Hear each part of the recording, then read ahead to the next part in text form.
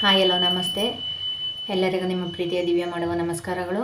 ಹೈಗ್ರೀವ ತ್ರಿವಲೇಟ್ ಚಾನಲ್ಗೆ ನಿಮ್ಮೆಲ್ಲರಿಗೂ ಸುಸ್ವಾಗತ. Please subscribe, share and like my channel. ಬನ್ನಿ, ಇವತ್ತು ಶನಿವಾರ ಆಗಿರೋದ್ರಿಂದ ಆಂಜನೇಯರ ಆಶೀರ್ವಾದ ಏನಿದೆ, ಆಂಜನೇಯ ಅವರು ನಮಗೆ ಏನು ಹೇಳ್ತಿದ್ದಾರೆ ಅಂತ ನೋಡೋಣ.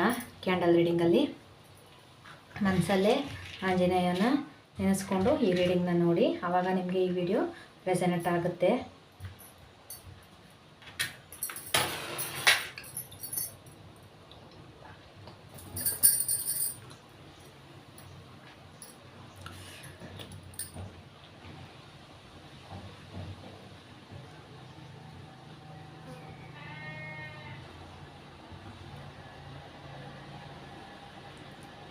ಓಕೆ,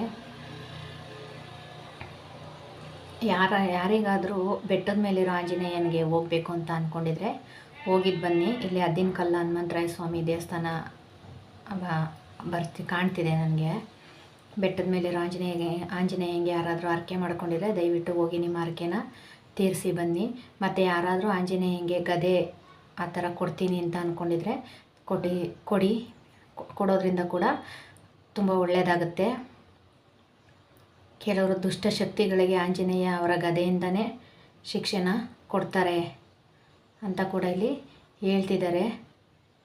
ಮತ್ತು ಯಾರಿಗಾದರೂ ಕೀ ಚೈನ್ ಇಲ್ಲ ಡಾಲರ್ ಕೊಡಬೇಕು ಅಂತ ಇದ್ದರೆ ಆಂಜನೇಯನ ದೇವಸ್ಥಾನದಲ್ಲಿ ಸಿಗುತ್ತಲ್ವ ಗದೆ ಇರೋ ಅಂಥದ್ದು ಕೀ ಚೈನು ಮತ್ತು ಡಾಲರು ಎಲ್ಲ, ಆ ಥರದನ್ನು ದೇವ್ರ ಹತ್ರ ಇಟ್ಟು ಪೂಜೆ ಮಾಡಿಸಿ ತಂದು ಕೊಡೋದ್ರಿಂದ ಕೂಡ ಒಳ್ಳೆಯದಾಗುತ್ತೆ. ಆಂಜನೇಯ ಆ ರೂಪದಲ್ಲಿ ನಿಮ್ಮ ಜೊತೆ ಇರ್ತಾರೆ ಅಂತ ಹೇಳ್ತಿದ್ದಾರೆ. ದಾರಿನಲ್ಲಿ ಯಾರಿಗಾದರೂ ಆಂಜನೇಯ ಸ್ವರೂಪ ಪ್ರಾಣಿಗಳು ಕಾಣಿಸಿದ್ದೆ ಆದರೆ ಕೋತಿ ಅಂತ ಹೇಳಬಾರ್ದು, ಅದಕ್ಕೋಸ್ಕರ ಆ ರೀತಿ ಹೇಳ್ತಾ ಇದ್ದೀನಿ. ಕಾಣಿಸಿದ್ರೆ ನಿಮ್ಮ ಕೈಲಾದಷ್ಟು ಆಹಾರನ ಅವ್ರಿಗೆ ಕೊಡಿ, ಅದರಿಂದ ಕೂಡ ನಿಮಗೆ ಒಳ್ಳೆ ಫಲ ಸಿಗುತ್ತೆ. ಮತ್ತು ಯಾರಿಗಾದರೂ ಇಲ್ಲಿ ಆಂಜನೇಯ ಸ್ವಾಮಿ ವಿಗ್ರಹ ಸಿಗ್ಬೋದು, ಅದು ಚಿಕ್ಕದಾದರೂ ಸಿಗ್ಬೋದು, ಇಲ್ಲ ದೊಡ್ಡದಾದರೂ ಸಿಗ್ಬೋದು. ಮತ್ತು ಕೆಲವರು ಆಂಜನೇಯನಿಗೆ ದೇವಸ್ಥಾನ ಕಟ್ಟಬೇಕು ಅಂತ ಕೂಡ ಅಂದ್ಕೊಂಡಿರ್ಬೋದು. ಇಲ್ಲ ದೇವಸ್ಥಾನನ ರೆಡಿ ಮಾಡಬೇಕು, ಹಾಳಾಗಿರೋ ದೇವಸ್ಥಾನನ ಮತ್ತೆ ಸರಿ ಮಾಡಬೇಕು ಅಂತ ಕೂಡ ಅಂದ್ಕೊಂಡಿರ್ಬೋದು. ಮಾಡೋದ್ರಿಂದ ಕೂಡ ನಿಮ್ಮ ಮನೆಗೆ, ನಿಮ್ಮ ಮನೆತನಕ್ಕೆ ತುಂಬ ಒಳ್ಳೆಯದಾಗುತ್ತೆ. ನೀವು ಇರೋದೇ ಅದಕ್ಕೋಸ್ಕರ.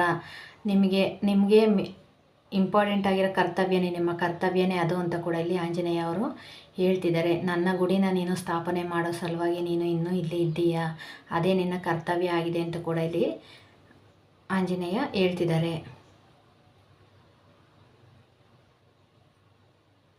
ಯಾರಾದರೂ ವಿಗ್ರಹ ಬರುತ್ತೆ ಅಲ್ವಾ ಆಂಜನೇಯಂದು, ಊರೊಳಗಡೆ ಮಾಡಬೇಕು ಅಂತ ಅಂದ್ಬಿಟ್ಟು ಆ ಥರ ಯಾರಾದರೂ ಅಂದ್ಕೊಂಡಿದ್ರೆ ಮಾಡಿ.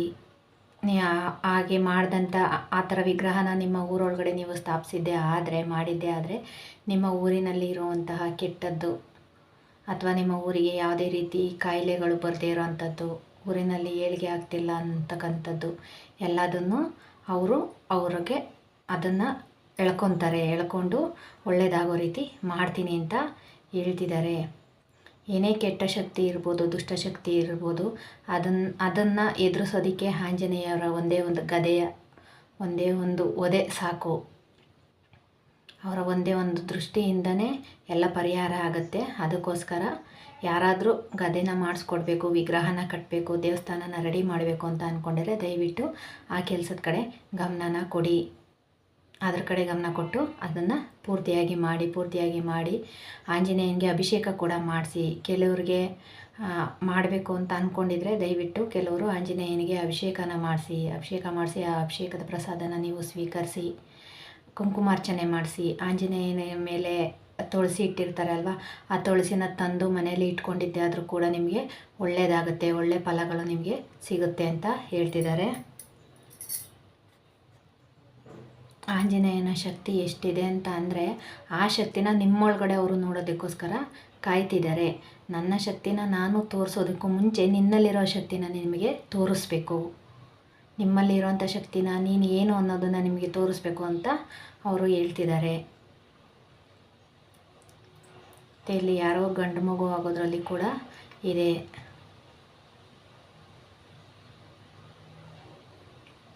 ಅವಳಿ ಜವಳಿ ಕೂಡ ಆಗ್ಬೋದು. ಅವಳಿ ಜವಳಿ ಪಾಪು ಆಗೋ ಚಾನ್ಸಸ್ ಕೂಡ ಇದೆ. ಆದರೆ ದಯವಿಟ್ಟು ಪ್ರೆಗ್ನೆನ್ಸಿ ಇರೋಂಥವ್ರು ತುಂಬ ಹುಷಾರಾಗಿರಬೇಕು. ಯಾವುದೇ ರೀತಿ ತೊಂದರೆಗೆ ಒಳಗಾಗ್ದಂಗೆ, ಯಾವುದೇ ರೀತಿ ಅಪಾಯ ಮಾಡ್ಕೊಳ್ದೇ ಇರೋ ಹಾಗೆ ತುಂಬ ಕೇರ್ ತೊಗೋಬೇಕು. ನಿಮ್ಮ ಮೇಲಿಲ್ಲ ಅಂದರೂ ನಿಮ್ಮ ಹೊಟ್ಟೆ ಒಳಗಿರೋ ಪಾಪುಗೋಸ್ಕರ ಆದರೂ ನೀವು ಕೇರ್ ಮಾಡಿದ್ದೆ ಆದರೆ ಪಾಪುಗೆ ಆಗಲಿ ನಿಮಗೆ ಆಗಲಿ ಯಾವುದೇ ರೀತಿ ತೊಂದರೆ ಆಗ್ದಲೇ ಆರಾಮಾಗಿ ಆರೋಗ್ಯವಾಗಿ ಇರ್ತೀರ ಅಂತ ಹೇಳ್ತಿದ್ದಾರೆ.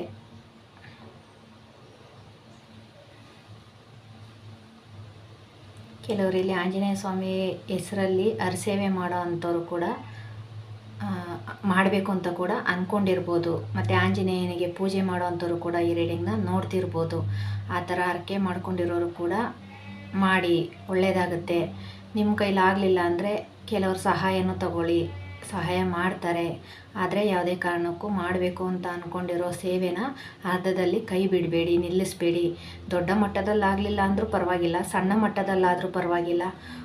ಮಂಕ್ರಿಗಟ್ಟಲೆ ತಂದು ಹೂವು ಹಾಕೋದಕ್ಕೂ ಒಂದೇ ಒಂದು ಮೊಳನ ಇಟ್ಟು ಭಗವಂತನ ಭಕ್ತಿಯಿಂದ ಪೂಜೆ ಮಾಡಿದ್ರು ಏನೂ ತೊಂದರೆ ಇಲ್ಲ. ಭಕ್ತಿಗೆ ಒಲಿತೀನಿ ನಾನು, ನಿನ್ನ ಆಡಂಬರಕ್ಕೆ ನಾನು ಒಲಿಯೋದಿಲ್ಲ ಅಂತ ಇಲ್ಲಿ ಸ್ವಾಮಿ ಹೇಳ್ತಿದ್ದಾರೆ. ಮತ್ತು ಆಂಜನೇಯನಿಗೆ ಪೂಜೆ ಮಾಡಬೇಕು ಅಂತ ಅಂದ್ಕೊಂಡಿರೋರು ಜೊತೆಗೆ ಶನಿ ಮಹಾತ್ಮನಿಗೂ ಕೂಡ ಒಂದು ಅಭಿಷೇಕ, ಒಂದು ಪೂಜೆ, ಶಾಂತಿ ಪೂಜೆ ಆದರೂ ಕೂಡ ಮಾಡಿಸಿದ್ರೆ ತುಂಬ ಒಳ್ಳೆಯದಾಗುತ್ತೆ.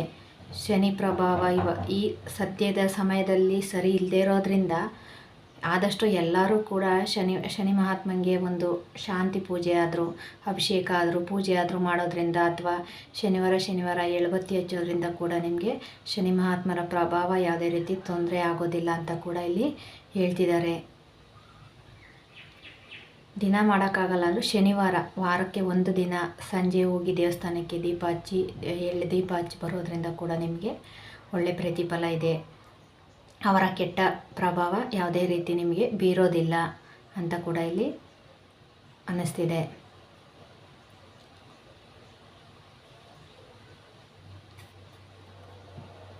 ಯಾವುದೋ ಊರಲ್ಲಿ ಶನಿ ಮಹಾತ್ಮನ ದೇವಸ್ಥಾನ ಹಾಳಾಗಿರ್ಬೋದು. ಆ ದೇವಸ್ಥಾನನ ದಯವಿಟ್ಟು ನಿಮ್ಮ ಕೈಲಾದಷ್ಟು ಪ್ರಯತ್ನ ಮಾಡಿ, ಕೆಲವರು ಸಹಾಯ ತಗೋತೀರೋ ಸಹಾಯ ತಗೊಳ್ಳಿ. ಸರಿ ಮಾಡಿದ್ದೇ ಆದರೆ ಆ ಊರಿಗೆ ಎಲ್ಲನೂ ಒಳ್ಳೆ ರೀತಿಯಲ್ಲೇ ಆಗುತ್ತೆ. ಯಾವುದೋ ಈಗ ಏನು ದೇವಸ್ಥಾನ ಹಾಳಾಗಿರೋದ್ರಿಂದ ಕೂಡ ಆ ಊರಲ್ಲಿ ಕಾಯಿಲೆ ಆಗಿರ್ಬೋದು, ಕಷ್ಟ ಇರ್ಬೋದು, ತುಂಬ ತೊಂದರೆಗಳಿಗೆ ಒಳಗಾಗಿರ್ಬೋದು ಆ ಊರಿನ ಜನ. ಅದರಿಂದ ಆದಷ್ಟು ಆ ದೇವಸ್ಥಾನನ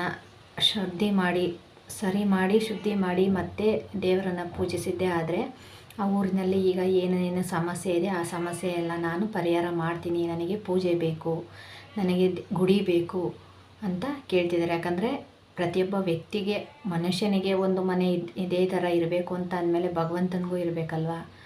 ಭಗವಂತನಿಂದ ನಾವು ಕೇಳುವಾಗ ಭಗವಂತನಿಗೆ ನಾವೇನು ಕೊಡ್ತಿದ್ದೀವಿ ಅನ್ನೋದು ಕೂಡ ಇಲ್ಲಿ ಮುಖ್ಯ ಆಗುತ್ತೆ. ಅದಕ್ಕೋಸ್ಕರ ಭಗವಂತ ಕೇಳ್ತಿದ್ದಾರೆ, ನನ್ನ ಹಾಳಾಗಿರೋ ಗುಡಿಯನ್ನು ನೀನು ಸರಿ ಮಾಡಿ, ಆನಂತರ ನಾನು ನಿಮ್ಮ ಎಲ್ಲ ಸಮಸ್ಯೆನ ಪರಿಹಾರ ಮಾಡ್ತೀನಿ, ಸರಿ ಮಾಡ್ತೀನಿ ಅಂತ ಕೂಡ ಹೇಳ್ತಿದ್ದಾರೆ. ಯಾರೋ ತುಂಬ ಅಳ್ತಿದ್ದೀರಾ ಅಂತ ಅನ್ನಿಸ್ತಿದೆ. ಪ್ಲೀಸ್ ಯಾರು ಅಳೋದಕ್ಕೆ ಹೋಗಬೇಡಿ. ನಿಮ್ಮ ಮನಸ್ಸಿನಲ್ಲೇ ನೀವು ದೇವ್ರನ್ನ ಬೇಡಿಕೊಂಡು, ಅಕಸ್ಮಾತ್ ದೇವಸ್ಥಾನಕ್ಕೆ, ಈಗ ಆಂಜನೇಯ ಸ್ವಾಮಿ ದೇವಸ್ಥಾನಕ್ಕೆ ಆಗಲಿ, ಶನಿ ಮಹಾತ್ಮನಿಗೆ ಆಗಲಿ ಹೋಗೋದಕ್ಕೆ ಆಗಲ್ಲ ಅಂತ ಅಂದ್ಕೊಂಡಿರೋರು ನಿಮ್ಮ ಮನೆಯಲ್ಲೇ ದೇವರ ಹೆಸರು ಹೇಳಿ ದೀಪ ಹಚ್ಚಿ, ಕರ್ಪೂರನ ಹಚ್ಚಿ, ಧೂಪನ ಹಾಕಿ, ಅದರಿಂದ ಕೂಡ ಭಗವಂತ ಎಲ್ಲೇ ಇದ್ದರೂ ನಿಮ್ಮ ಭಕ್ತಿಗೆ ಮೆಚ್ತಾರೆ. ಯಾವುದೇ ರೀತಿ ತೊಂದರೆ ಇದ್ದರೂ ಅದನ್ನು ದೂರ ಮಾಡ್ತೀನಿ ಅಂತ ಹೇಳ್ತಿದ್ದಾರೆ. ಆದರೆ ಆದಷ್ಟು ದಯವಿಟ್ಟು ಪ್ರತಿಯೊಬ್ಬರೂ ಕೂಡ ಮನೆಯಲ್ಲಿ ಬೆಳಗ್ಗೆ ಸಂಜೆ ದೀಪನ ಹಚ್ಚೋದ್ರಿಂದ ಕೂಡ ಮನೆಯಲ್ಲಿ ಯಾವುದೇ ರೀತಿ ಬೇಡದ, ಗೊತ್ತಿಲ್ಲ ಅದನ್ನು ಹೇಗೆ ಹೇಳಬೇಕು ಅಂತ, ಮನೆಯಲ್ಲಿ ದೀಪ ಬೆಳಗ್ಗೆ ಸಂಜೆ ದೀಪ ಹಚ್ಚೋದ್ರಿಂದ ಕೂಡ ಯಾವುದೇ ಸಮಸ್ಯೆ ಆಗೋದಿಲ್ಲ ಅಂತ ಹೇಳ್ಬೋದು.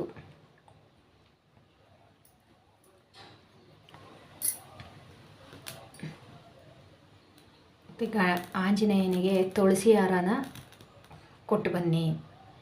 ಬೇರೆ ಯಾವುದೇ ಹೂವೂ ಬೇಡ, ನಿಮ್ಮ ಕೈಲಾದಷ್ಟು ಅವರಿಗೆ ತುಳಸಿ ಹಾರನ ಕೊಟ್ಟಿದ್ದೆ ಆದರೆ ನಿಮ್ಮ ಕನಸುಗಳು ಈಡೇರುತ್ತೆ ಅಂತ ಕೂಡ ಇಲ್ಲಿ ಹೇಳ್ತಿದ್ದಾರೆ. ಏನೇ ಇದ್ದರೂ ನಾನು ಅದನ್ನು ಹೊಡ್ಕೊತೀನಿ, ನಿಮ್ಮ ಸಮಸ್ಯೆ ಏನೇ ಇದ್ದರೂ ನಾನು ಅದನ್ನು ಪರಿಹಾರ ಮಾಡ್ತೀನಿ ಅಂತ ಇಲ್ಲಿ ಆಂಜನೇಯ ಹೇಳ್ತಿದ್ದಾರೆ.